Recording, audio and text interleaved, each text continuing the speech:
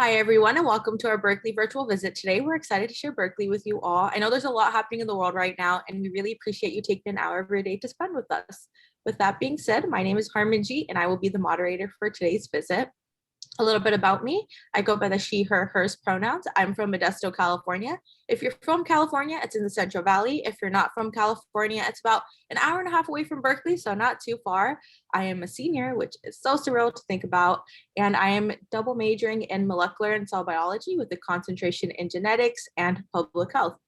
In addition to being a campus ambassador, I'm involved in Matriculate, which is a national nonprofit that empowers low-income, high-achieving high school students. Cub Support, an organization that provides academic support to K through 12 students. I volunteer at a hospital. I'm a clinical scribe.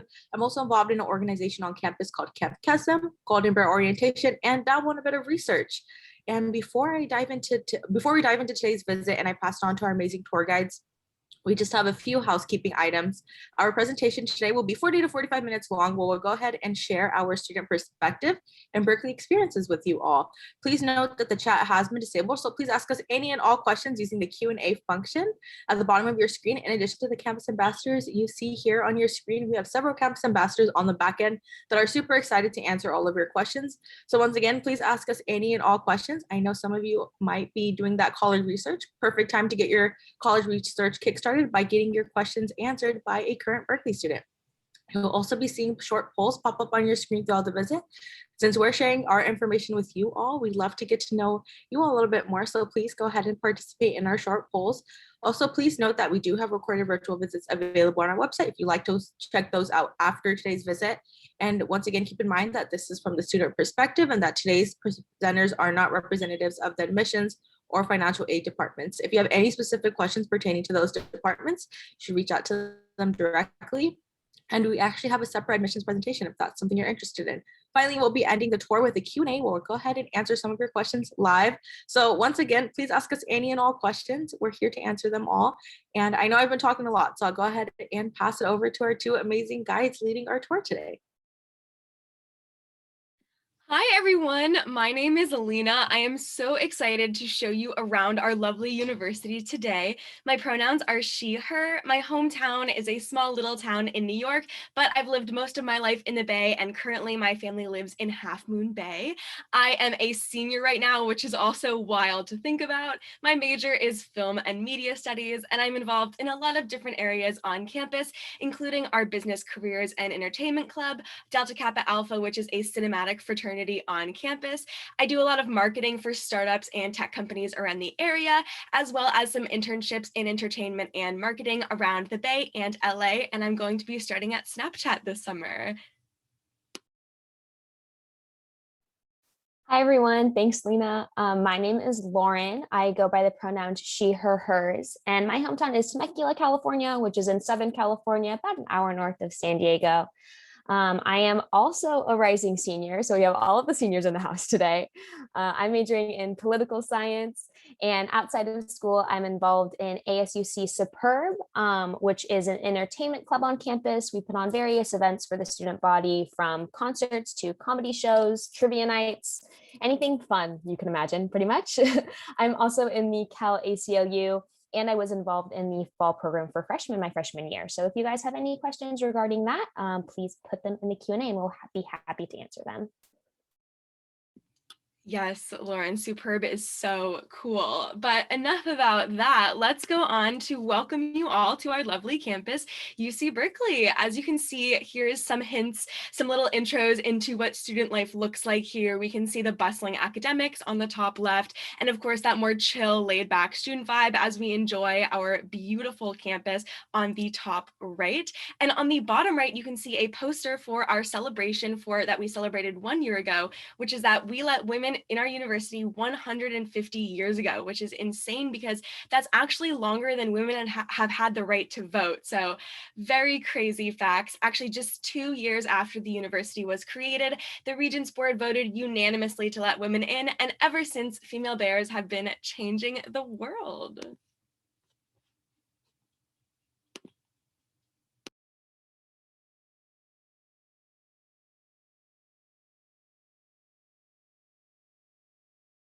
Sorry about that. I see we have a lot of high school seniors here, some juniors, a few transfer students. So we're excited to have you all and show you our lovely school. A few of the key topics we're going over today. First, we're going to do an overview of Berkeley, a little bit about its history. Then we'll go into academics, a little bit about housing and dining, health and safety on campus, student resources, student life. And then we'll talk a little bit about athletics, our libraries and research, and then a little bit about remote learning, which Berkeley is transitioning out of come fall, but we'll talk a little bit about how we dealt with that. Yes, so let's get into an overview of our campus and a little introduction into our history. We were founded in 1868 here in California, and we go by many names, including Berkeley, Cal, University of California, best #1 public university. You know what? It's all meaning the same thing. And we go by these many names because we were actually the first UC campus ever. So we have a lot of different titles. I've heard Berkeley being used the most, but Cal will be used commonly for athletics. Moving into our mascot, we have the Golden Bears as our mascot, and our favorite Golden Bear's name is Oski. You can see him giving us a really cute smile on the top left. He's really welcoming, and I personally have never run into Oski on my 3 years on campus here, which is so sad. It's one of my bucket list items, but if you see Oski around campus, you can live out my dream and give him a really nice hug. I've heard he gives nice hugs, and say hello. So our campus runs on the larger size. It's about 30,000 undergraduates and 11.5 thousand graduate students. But I've always heard actually someone on this tour say, which was my favorite quote, that it's easier to make a large school feel small rather than a small school feel large. And that is so true here at Berkeley. Also, our beautiful campus is filled with historical landmarks, such as on the top right, you see our beautiful Sather Tower in that little beautiful video there. On the bottom left, you see Ludwig's Fountain and Sproul Hall. Ludwig's Fountain is actually the first landmark named after an animal. It was named after a little dog who used to play in the fountain in the 50s. I love that fact. And then on the bottom right, you see Sather Gate, which is another iconic landmark on UC Berkeley. We always take our graduation photos there. And it was actually the model for the Monsters University in Monsters U. So I always think that's a really fun fact. And just an introduction into how iconic our beautiful campus is. So a little bit about the campus culture. One thing that I think really defines Berkeley, something that drew me to the school instantly, is the culture of change makers here. And what I mean by this is that everyone on the campus, from faculty to students, really has the urge to make an impact in the world, change the world around them for the better. And I think that this really stems from our history. Berkeley was the birthplace of the free speech movement in the 1960s. And this was a series of peaceful protests where students fought for their right to speak out and advocate for the political issues they cared about. Prior to these protests, they were not allowed to do so on campus. And so this is really something that sparked protests all across the nation at different universities, had a huge national impact, and I think still impacts our campus today. We're able to freely speak about the issues that we care about and make change happen on the campus. Students here are constantly challenging the status quo and really incorporate the idea of justice into all of their entrepreneurship, their research, and their innovation. And that's really a core of the university's mission. When it comes to our community, we're full of compassion, passion, and a passion for social justice. And spirit, pride, diversity are all really core parts of the mission as a university, and the culture that you see between students really just woven into the fabric of what UC Berkeley is. Yes, Lauren, I so agree. Our activism being a part of Berkeley's culture is a huge, important part to me, but it doesn't have to be to you. If you really want to get involved in activism, here is a great place, but you definitely don't have to be involved in protests if you don't want to. It's 100% something that you can avoid, but you can get really into it. Again, it's a huge school, so there's really something for everyone, as you can see here. Another huge component of our culture is research. We have so many research opportunities for undergrad and graduates, and we have top ranked programs globally anywhere. So highly recommend checking out research if you are coming here or applying for one of our research grants, as well as we're a huge athletic school. I think that's really fun. And it's something that I've really enjoyed because everyone here is so spirited and it's about that community and it's really amazing. On the top right, you can see Rally Committee, which are those lovely people in those striped yellow and blue shirts around OSCE. They're a really cool group. If you really want to hang out with some people who are just really spirited and passionate about Cal, I definitely recommend applying to Rally Committee, as well as there's just so many like fun spirited events that happen, especially leading up to game days. On the bottom left, you can see kind of sort of a band presentation in front of Sproul. They actually go around and do this on different parts of campus during game days or leading up to game days. When I was a freshman, I remember hearing some like, you know, trumpets outside my door and opening my window and seeing that they had just an entire fun little rally going on in the courtyard of my dorm. So you never know what's going to happen here. And I absolutely love it. And again, it really is that prestige of an Ivy mixed with that like spirit and passion of a big athletic school. So really, as Hannah Montana put it, best of both worlds, truly. We love a good Hannah Montana reference. Really, the idea of what I love about the idea of change makers is that it doesn't just have to do with the advocacy and social justice aspects of the university, but it spans through every discipline that we have at the university. This is a really research heavy university, and you are able to get involved in that if you want. And there's so much innovation happening there that has a huge global impact. Our global impact starts with education. When the pandemic hit and we had to transition into online, the university really had to focus on access, scale, and scalability. Not everyone had the access to Wi-Fi, to computers, and so they really had to center those difficulties and focus on student tech programs and remote youth programs to help with those. Next, we have our COVID research. UC Berkeley was the center of trial testing, where they were trying to research saliva tests in place of the regular swab test because there was such a shortage. So they were really looking for a faster way to make those tests happen, and really at the center of that innovation and research when it came to COVID-19. And that was such an amazing impact that they had. And then next, we have obviously the impact that we have with advocacy and social justice. Centered on our campus is really human rights and anti-racism. And the university really has been focusing on resilience and preventing trauma and burnout in relation to those topics as well. Yes, Lauren, absolutely. So many opportunities for research. I had a friend who worked on COVID research as it was happening here at Cal, but now she works at NASA, so it's all good. Anyways, just a casual Berkeley student. You're going to see a poll popping up. Let us know what you're interested in. We want to know so we can give you the best tour possible. But while you're doing so, let me tell you about our 5 lovely undergraduate schools, which are the College of Letters and Science, the Vassar College of Natural Resources, the College of Environmental Design, and of course our College of Chemistry and Engineering.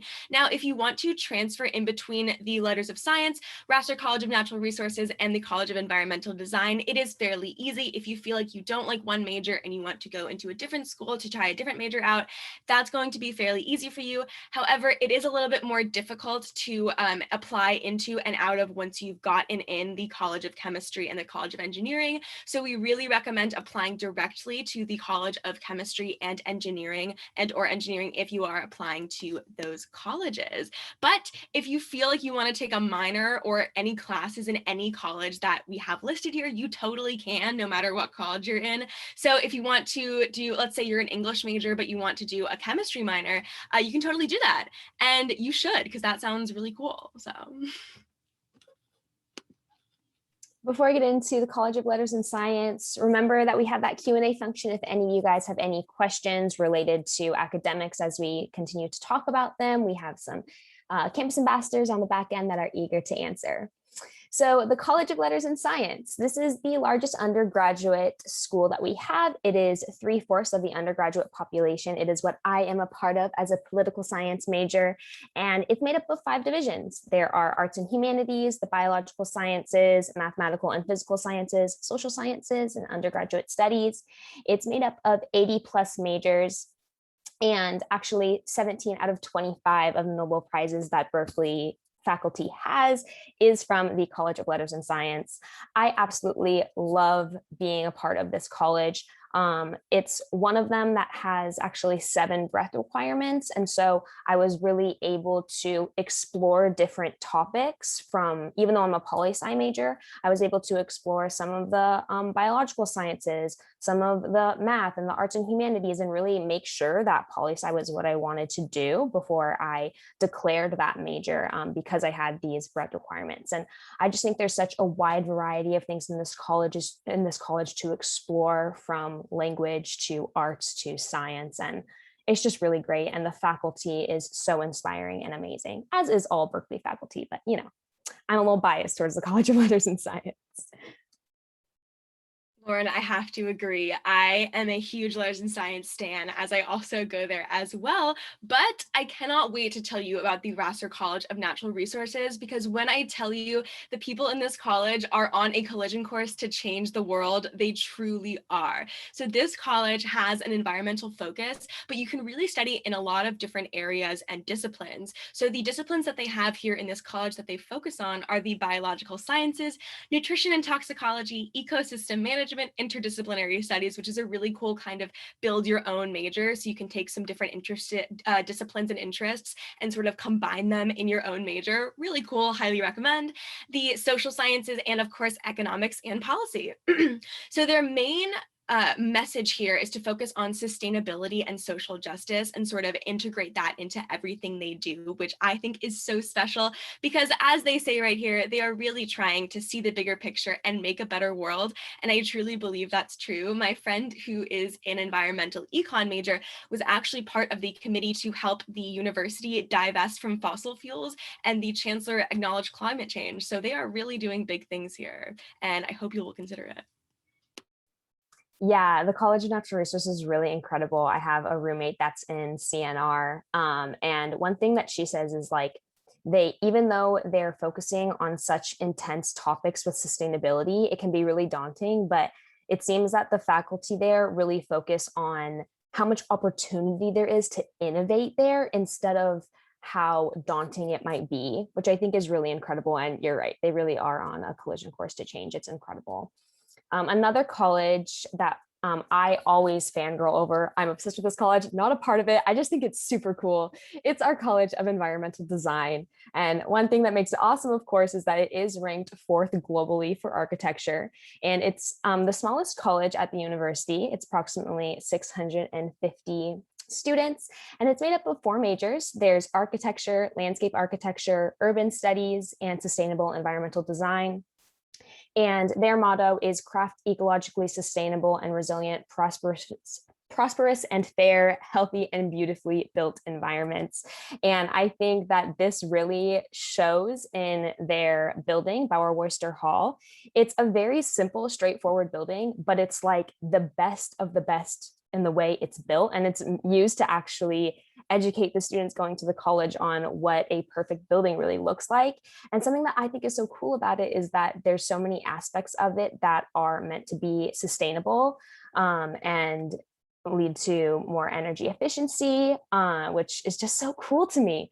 Another really cool thing about this college is how hands-on it is. Every student has their own workspace to really innovate and work on their projects. And I just think that's incredible. It's super hands-on. And you don't just like read about what you're studying, you actually get to do, which I think is a theme in Berkeley in general, and really incredible. Absolutely, Lauren. My architecture friends are so cool. I love them. I am so excited, though, to tell you about our College of Chemistry, which is our #1 ranked globally program. It is an insane program, and you'll see why in just a moment.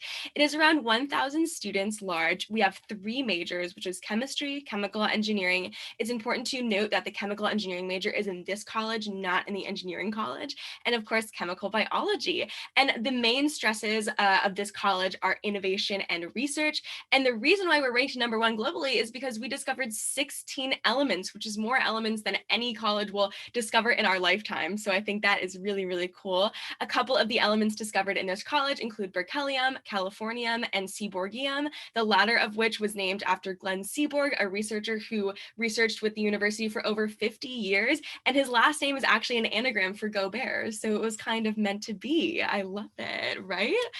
And another really cool invention that was created here is the Lewis dot structure. It was created by our Dean of Chemistry, Gilbert N. Lewis, and he actually made it while he was teaching a chemistry class. I'm sure you've heard of it as you've done it in high school. And you know what? You never know. Someone teaching your class might discover a groundbreaking discovery in chemistry education while they're teaching you. You never know. Lena is really coming in with the fun facts that I did not even know. That is so fun. A funny story about the elements: when I came to Berkeley, there's actually t-shirts that say like berkelium on them with a little like periodic table logo. And I just thought it was like a funny play on words, like, oh, you know, Berkeley chemistry, like elements. And someone was like, no, we discovered that element. And I was like, wow, I didn't give Berkeley enough credit. That's incredible. So now we're going to transition, oops, my bad, sorry guys, into the College of Engineering, the last college that we have to cover for you. It is ranked 9 globally, all of its majors, and it's made up of 3,800 students and 11 majors. This is one that we recommend you apply directly to because the requirements for it are a little bit more intense. The College of Engineering is another one that is super hands-on and incredible. You don't just learn through books, you learn through doing. And it has many programs that are incredible. One is the MET program. You'll see a picture of the woman in the MET program up in your top right. And this stands for Management, Engineering, and Technology, Management, Entrepreneurship, and Technology. And it really covers the intersection between tech and engineering and entrepreneurship. Which is incredible. You'll get a dual degree from the Haas School of Business and the College of Engineering, which is so cool. I hear amazing things. And if you are really interested in the College of Engineering, we do have a more in-depth engineering virtual visit that we really recommend you attend. They'll be able to give you a lot more one-on-one and educated advice than we will regarding the College of Engineering. Yes, let me tell you guys, engineering kids here are the most wildest kids. And my friend who is a computer science engineer actually got in trouble because of how easily he could hack bird scooters. Like he could just do it off the fly. It was insane. He works at Google now. Really like amazing engineering kids. Anyways, let's talk about our lovely 9 graduate schools. So our graduate schools cover a wide range of interests, and they include our Haas School of Business, our School of Education, Information, Berkeley Law, Social Welfare, Optometry, Journalism, Public Health, and Public Policy. I'm going to circle back to the opportunities at our Haas School of Business really quick because they're so amazing. Our famous business administration program happens when you're a sophomore. You apply when you're a sophomore, and then you get in and you spend the remainder of your 2 years studying business. And that is a very famous program. Our Haas program is really famous, and it's really, really cool. If you can get in, I highly recommend it. And then it's our global management program. Oh my gosh, I cannot speak highly enough of this program. It is very difficult to get in because the people that you meet are truly like the cream of the crop, but I highly, highly recommend applying if you're really interested in business and international relations. I have 2 friends who came in this way, and what they did was they applied their freshman year and they spent their first semester of freshman year studying economics in London, and then their spring semester over here studying at Haas, and the rest of their career at Berkeley. They are incredible. Actually, my friend who came in through that program is the president of Haas now, and she works at Amazon. Really, really cool people that you will meet there. And then, of course, we have our MET program, which is really amazing. It will actually give you a dual degree, a dual bachelor's of science in both engineering and business. I think that's really, really cool, and I highly recommend applying if you are in the School of Engineering or if you're in business and you're really interested in engineering. So highly recommend. Oh, but if you don't see your interest here, no worries. Our undergraduate departments, I'm pretty sure all 5 of our colleges offer graduate programs for you to study in. So there are so many graduate opportunities here. Don't you worry. Yeah, for example, I'm in the poli-sci department, and there is a master's program in political science, even though it's in the undergraduate school of letters and science. So awesome opportunities. Now we're going to go into a little bit more of the logistics about the class structure and size. Berkeley does work on a lecture and discussion basis. So how that works is you'll typically have your professor give a 1 to 2 hour lecture, maybe 1 or 2 times a week. And then you'll have a discussion section with your GSI or your graduate student instructor, which some schools might refer to as a TA. And this is really more of like a one-on-one, a smaller class size, and you'll go dive deeper into maybe the readings, the course material. You might get a worksheet to do a lab, something like that, that really makes you understand the material a little bit more. And then besides those, there is office hours available for both professors and your GSIs. I think this is really a key to what Lena was saying earlier about making a big school feel small.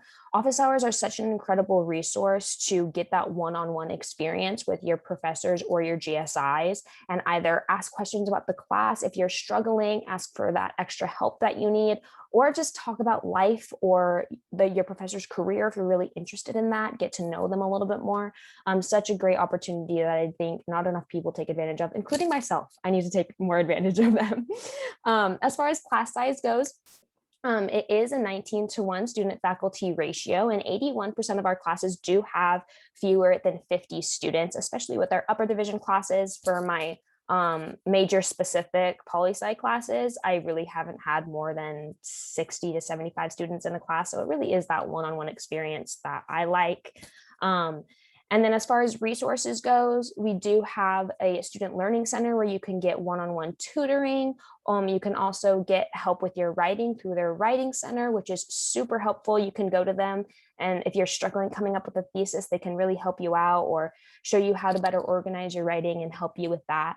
And here you can get individual advising or in more of a group walk-in setting as well. Yes, absolutely. So let's talk about remote learning. We did have our fall and spring semesters fully online this past year. And you know what? We kept hybridization goals in line with the CDC. So it was very much based on CDC guidelines, which made me feel really, really comfortable as a student.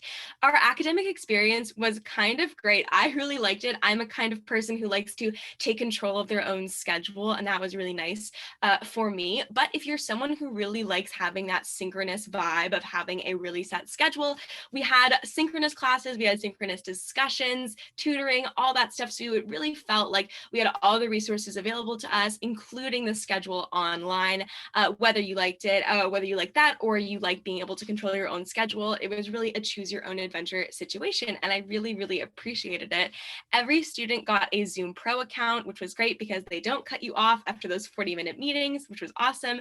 And like I said earlier, there were plenty of resources available to us. Virtual drop-in tutoring, our SLC, our Student Learning Center, offered virtual online tutoring. I know that I took advantage of the Career Center, which offered online appointments, which was really great. They'll check your resume, they'll check that cover letter for you, and they're not bothered if you come in like every other week, which is what I do. So I absolutely love that about them. And again, a huge emphasis on instructional resilience, which means that we had everything up in the cloud, which is why we kind of called this semester in the cloud, so that if things go online again, or when things went online, we were able to adjust like that. So we actually had all of our classes up and running online, fully adjusted in like, I think a day when we went online. So again, we are all about that resilience and adapting, and that's exactly what Berkeley's all about. Yeah, super excited to be back in person, but I will miss being able to roll out of bed for my 8 a.m.s and still make it to class. All right, so next we'll go into our housing and dining a little bit. You'll see a poll popping up on your screen asking you where you're joining us from. Let us know where you're zooming in from so we can get to know you a little bit. As far as our housing goes, Berkeley does have several housing options. First, our on-campus residence halls and suites. Freshmen do get priority for these, and there are multiple set up in different ways. Some of them are more suite style, like Clark Kerr and Foothill, and then others are more of a classic dorm style with long hallways of rooms like Unit 1, 2, 3, and Blackwell. There are so many resources that come with housing on campus. First is the residential assistant, or an RA. This is a student that's a little bit older and lives on your floor. And not only are they making sure everything's running smoothly on the floor, but they're also just there to give you general advice. They typically have a check-in with you each semester to see how things are going and make sure you're adjusting well. And this is just such a great resource as an incoming freshman. We also have theme programs. So if you're interested in living with a community of students that are like-minded or from a similar community, there are several theme programs like the African American themed program. There's a Latinx themed program, one for women in STEM as well. If those interest you, definitely research those a little bit more. They're a great resource if you want to live with a community. And then there's also common areas. So you're able to really get to know people that are living around you. And I just think the residence halls are such a great way to build a community when you're an incoming freshman and don't really know anybody. There is a meal plan included in the housing agreement for freshmen, which is so awesome. We have several dining halls on campus. Some are right below your residence hall, and then others are just a short walk away, have great food and options to fit any dietary needs, which is incredible. Kind of miss going to the dining halls. I'm living off campus right now, and sometimes I'm like, maybe I should go eat at Crossroads. That just sounds fun to me. And then as far as housing during COVID-19 goes, we did have all single rooms, and students were required to wear face masks when they were out of their rooms, but we did have social pods. So you were able to socialize with people around you and on your floor without a mask. So you really were still able to have that community aspect and that socialization that you would get normally in a dorm setting, which is so awesome. Yes, Lord, very awesome. Loved how they handled that COVID situation with housing. Moving on though, I mean, you only really want to live in the dorms for 1 year if you're like most of us. Again, you totally can stay in the dorms for 4 years, but it is really amazing to be able to choose your own living situation because dorms are not a one size fits all situation in terms of Berkeley. And I thought it was really cool to be able to choose the situation that is best for me. So again, there's a lot of different options when you are a transfer student or you are continuing in your student housing journey.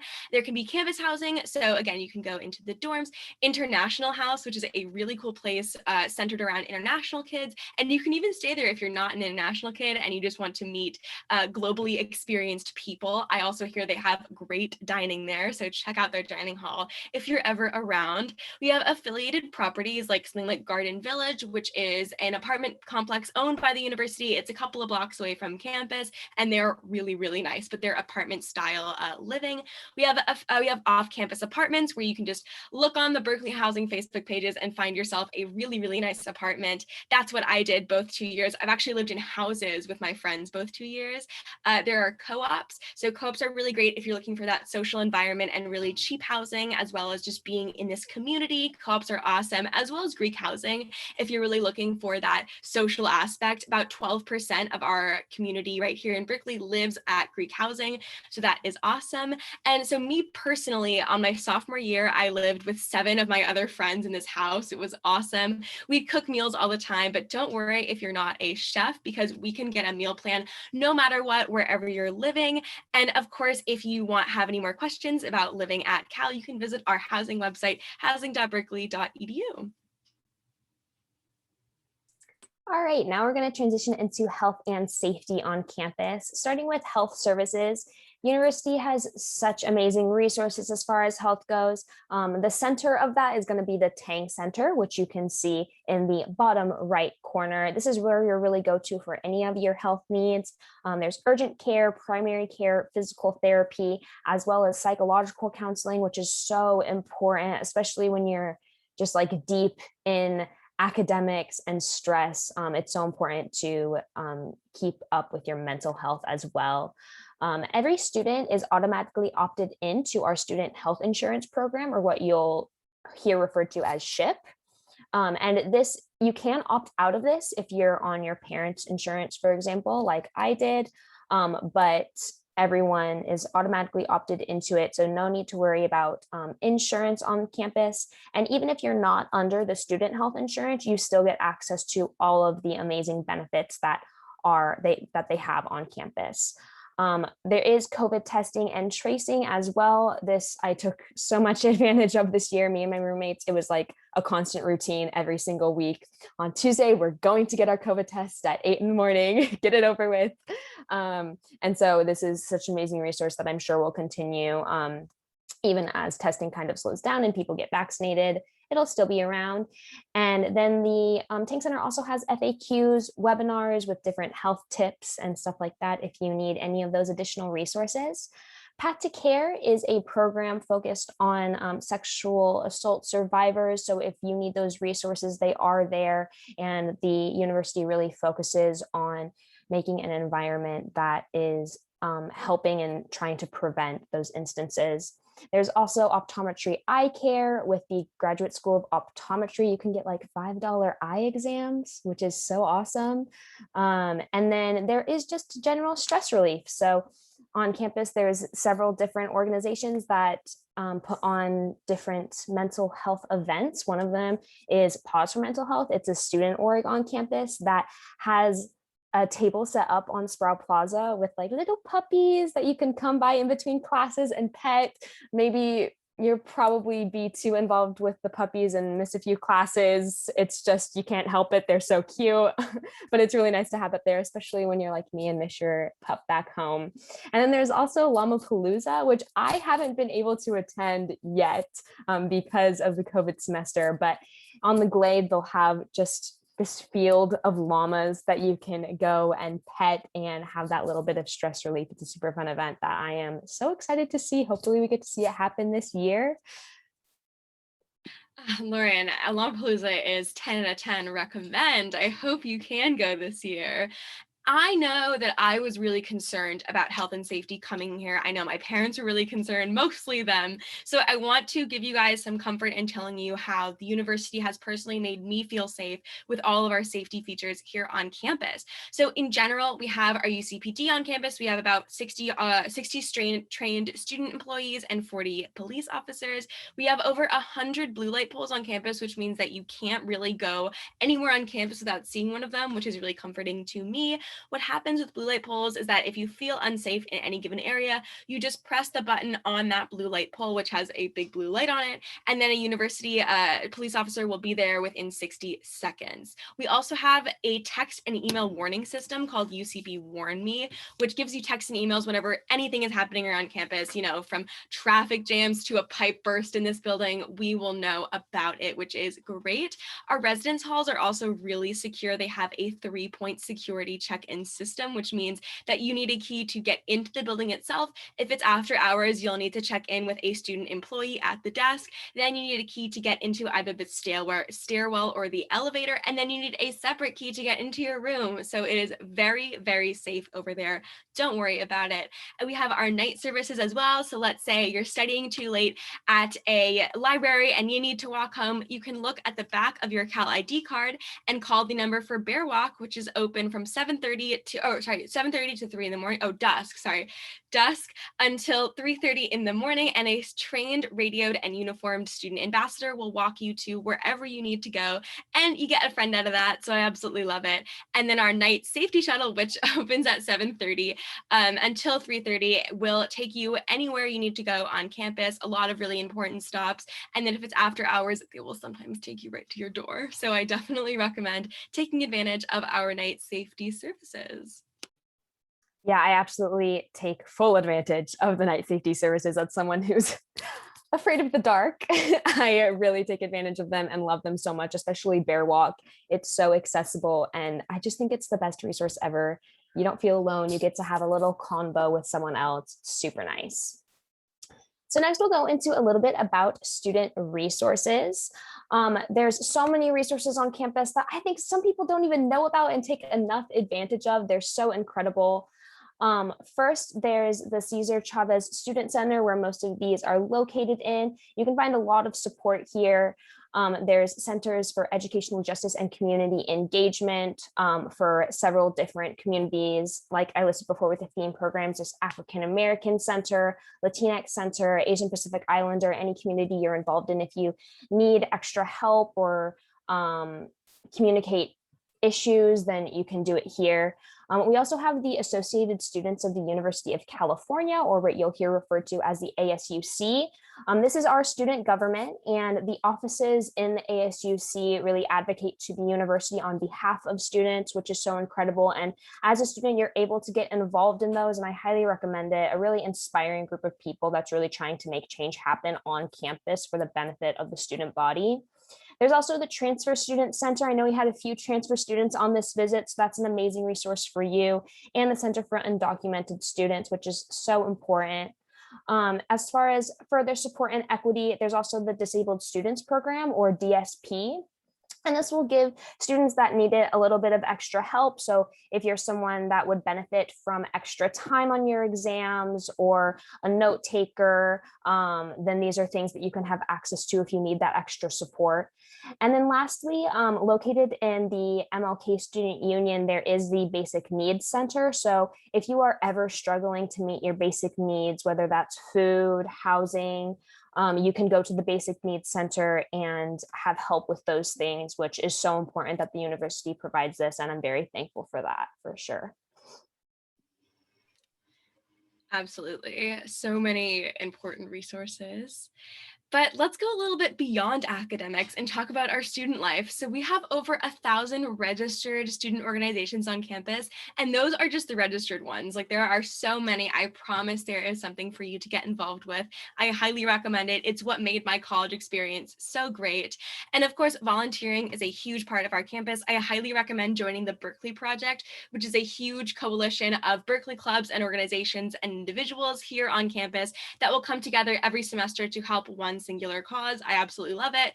But my friend who lived with me in sophomore year actually volunteered as a teacher outside in little middle schools around the Berkeley area. So we're helping the community. It's amazing.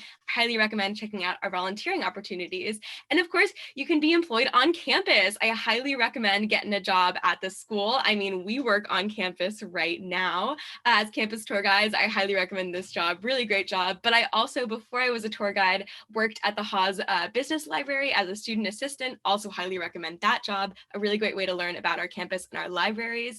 And of course, if you're not sure about what you want to do, you can always check out our lovely Career Center, which I plugged earlier. They're so amazing. And they have little networking events for industries that you're involved in. They will check your resume, check what you want, and they'll just talk with you about a career that you want or your career direction, which I think is really amazing. Now, a huge part of Berkeley's culture is internships. There are so many opportunities to get internships around here. It's crazy.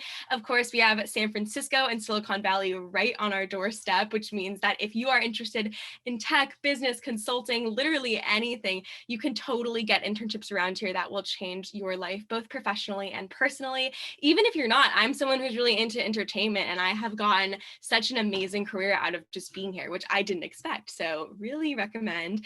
I was supposed to study abroad. I was supposed to study abroad actually this past year, but COVID didn't make that happen. So if you want to live my dream, please go and study abroad if you can. We have some amazing programs on almost all continents, so go check that out. But who needs study abroad when you can explore our lovely Bay Area? San Francisco is right there. I highly recommend going to Golden Gate Park. It is beautiful. And again, so many places to explore here on campus.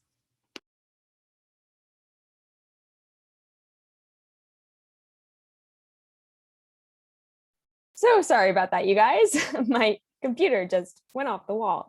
All right, so beyond what we have past campus, we also have athletics on campus that are so much fun, such a fun thing to get involved in. Beyond our Division I sports, which are so fun to go to the games and have a great time at. You can go to the Memorial Stadium and watch the amazing football games, Haas Pavilion, and watch our basketball team. We also have club sports and intramural or recreational sports, which are opportunities for all. Club sports are a little bit more on the competitive side. If you want to get involved in a sport but aren't necessarily, don't want to do, the D1 level, you can do club sports. But if you're someone that just wants to get out and exercise, then intramural sports might be more for you. You can get involved with these with a group of friends. I know like big clubs on campus will make a team all on their own, or you can go onto the intramural website and find a team to join. And this is such a great way to meet people and have that sense of community as well. And then there's also just the recreational sports facility, or what you might hear referred to as RSF. And if you don't really want to get involved in sports, but you still want to stay healthy and exercise, then this is our gym that you can go to and do whatever exercise you want. There's so many classes available: yoga classes, Zumba classes. My favorite, I love a Zumba class, get to dance around and have fun.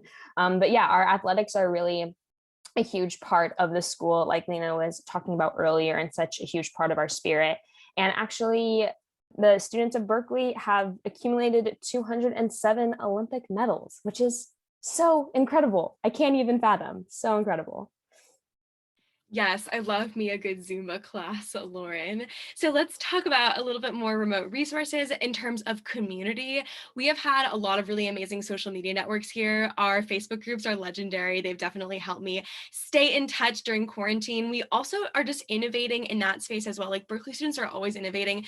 Someone built an entire campus on Minecraft called Blockly, and Llama-Palooza, what Lauren was mentioning earlier, was actually held virtually through Blockly. So there's all different ways that we're staying connected through student groups and clubs. There's social hours, and clubs have been adapted online. My clubs have personally had like Zoom events, just really fun like Zoom stuff that has helped us stay connected. There are also department webinars, so professional and personal development webinars happen through department, but also we have some really amazing guest lecturers. We had Fauci come and visit. We've had Dylan O'Brien, so very different sides of the spectrum, but we have a lot of really, really cool guests. And of course, GPO, designed for freshmen and transfer students just entering and stepping foot on our lovely campus, which will give you some amazing advising, prepare you for being here at Berkeley, and of course, getting you a head start on some networking, both socially and professionally. So get excited. It's really an awesome place to be, whether you're online or not. Now a little bit about our libraries and research. Oh, one of my favorite parts of campus.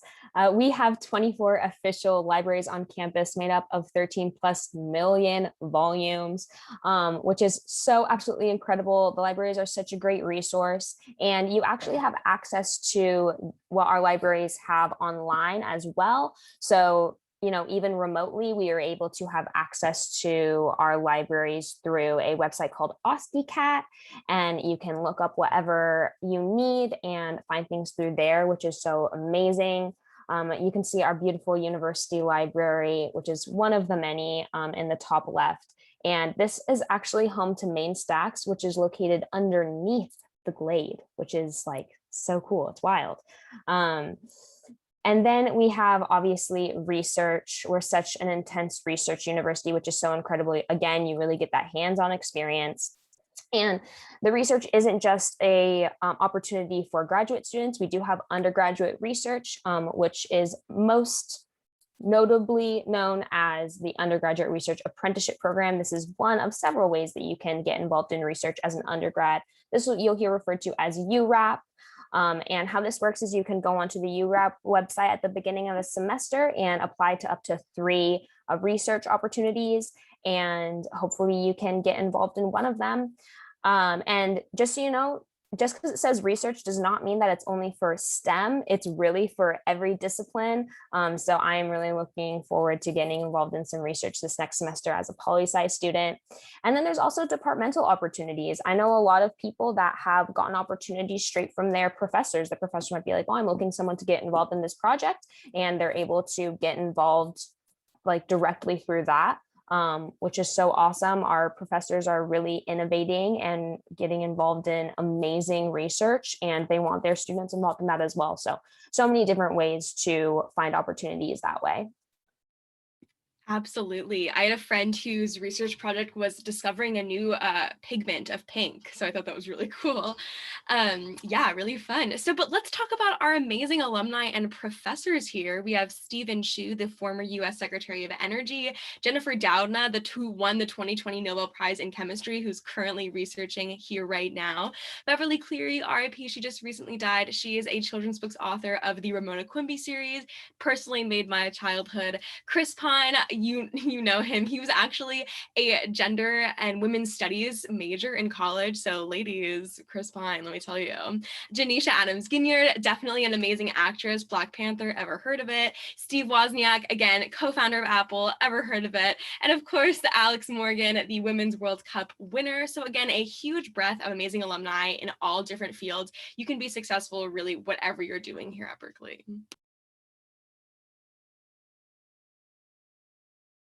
And a few of the campus highlights, our campus is another thing that really, really drew me to Berkeley. We have such an incredible campus, really surrounded by everything you would need. To the west, we have the city of San Francisco. To the east, we have beautiful forests and mountains that you can hike in. And on campus, even, we have amazing nature. We have Strawberry Creek running all the way through and tall redwoods and eucalyptus trees. And it's really incredible. There's so much to explore. And hopefully that you guys can come to campus in person one day and see it, because it's absolutely incredible. Thank you both for giving such an awesome presentation. I definitely, even though I'm about to enter my 4th year at Berkeley, learned so much about the campus. So thank you both so much for giving that fantabulous presentation. And thank you for all of our attendees for submitting all of these great questions. We'll go ahead and just dive into our live Q&A, and we'll start with our first question. How hard is it to register for your classes? And Lauren, maybe you can tackle this one. Yeah, totally. This is something that I was really nervous about coming in, because I feel like you hear a lot of different things regarding a lot of different schools and registering for classes. But for me, it's been pretty straightforward registering for classes at Berkeley. There's so much to choose from. And a lot of the time, if you have already declared your major classes will have a specific number of seats set aside for people in that major. And those seats will be reserved for that major in phase 1. So as far as major classes go, I really haven't had an issue getting the classes that I needed. And there's also, you have advisors that can meet with you one-on-one and talk about registration and what classes you need to fulfill certain requirements and how difficult it might be to get them. And then different departments also have peer advising nights, like a week before registration actually begins. So you have a breadth of resources to go to and help you out with registration. Yeah, I couldn't agree with Lauren more. And like, there's this awesome process that's just like put forth by Berkeley so that everyone has like a fair shot at enrolling in their classes. And I personally have not had any trouble enrolling in my classes, even though my majors are some of the more popular ones. So yeah, definitely you can always talk to your academic advisor if you ever have any concerns about being able to enroll in class, like Lauren stated. Thank you so much, Lauren. For our next question, an attendee is wondering, how extensive are the breadth requirements for the College of Letters and Science? Also, how big are typical class sizes? And Lena, maybe you could take this one. I would love to. So the breadth requirements here, we have 7 if you are in L&S, and I really found these super enriching. The 7 requirements are, I believe, arts and literature, biological sciences, international studies, historical studies, philosophy and values, physical science, and social and behavioral sciences. So really, you're getting to know like every breadth. And of course, classes can fulfill multiple breadths, so you don't necessarily have to take 7 whole classes to do that. And AP credits can solve some certain breadth requirements as well. So it's not as overwhelming as you think, I promise. However, some of my breadth classes have been my favorite classes to take. I was fulfilling my biological sciences breadth, and I took this class, Drugs in the Brain. Now, let me tell you, I am a film studies major who at most was a data science minor. So I was not really involved in that scene. But when I took Drugs in the Brain, I fell in love with chemistry. I loved the class. It was amazing. And it's my favorite class, absolutely. So I highly recommend sort of going out of your comfort zone and taking one of these discovery classes. They're really amazing. And to answer your other part of the question, how big is a typical class? My classes as a humanities major are 20 to 40 people about. Actually, 81% of our classes here on campus are under 50 people, which is awesome. And I don't think many people know about that. So we usually have like small classes as well. But if you're in a STEM class, it might look a little bit different, as well as if you're in intro classes, it will look a little bit larger than if you are in upper division classes. So I would say a larger class is about like 800 kids if you're taking like a CS class, which I did for my data science minor for a bit. And that was really nice because you can also just watch lectures online. So again, it really ranges, but I would say the range is about 50 to 30 kids.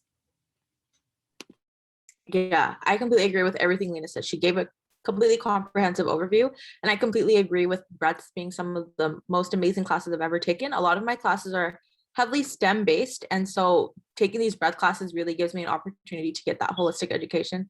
I always bring up this example, but I took this seminar on Cleopatra. It was absolutely phenomenal. I learned so much about Cleopatra, and UC Berkeley actually has like a huge collection of ancient Egyptian papyri, like one of the largest in the entire US, which I learned from taking that class. So it's super awesome that you get to have these primary resources while taking these classes as well.